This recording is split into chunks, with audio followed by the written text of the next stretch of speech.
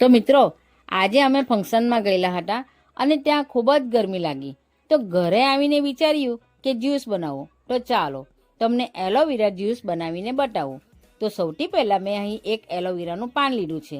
તેને 1 કલાક પાણીમાં નીચેનો ભાગ રાખી મૂકીશું, જેથી એનો આ પીળો ભાગ અને કડવાશ નીકળી જશે.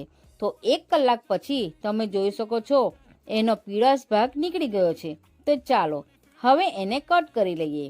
ત્યારબાદ આ રીતે સાઈડ પરના કાંટા કાઢી લઈશું અને છાલ પણ કાઢી લઈશું.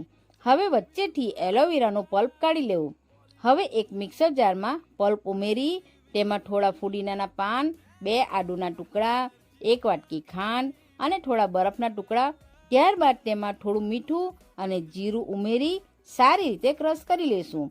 તો મિત્રો, એલોવેરા જ્યુસ તો અમે દર ટાઈમ બનાવીને પીએ જ છીએ. તો તમે જોઈ શકો છો આપણું કેટલું સરસ ક્રશ થઈ ગયું છે. ચાલો તો હવે ગરણીમાં ગાળી લઈશું.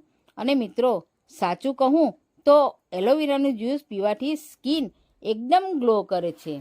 હવે આ મિશ્રણમાં 2 ગ્લાસ જેટલું પાણી ઉમેરી લઈશું અને સારી રીતે મિક્સ કરી લઈશું. તો મિત્રો, તમે તમારા ટેસ્ટ પ્રમાણે મીઠાશ વધતી ઓછી કરી શકો છો. તો બસ, આપણું એલોવેરા જ્યુસ પીવા માટે રેડી છે. ચાલો તો મિત્રો, તમને પીને પણ બતાવું. સાચું કહું ને મિત્રો, મને તો એલોવેરા જ્યુસ ખૂબ જ પસંદ છે. અને મિત્રો, મારા ઘરના બચ્ચા પાર્ટીને પણ પીવડાવીએ અને એ લોકોને પણ ખૂબ જ પસંદ આવ્યું છે.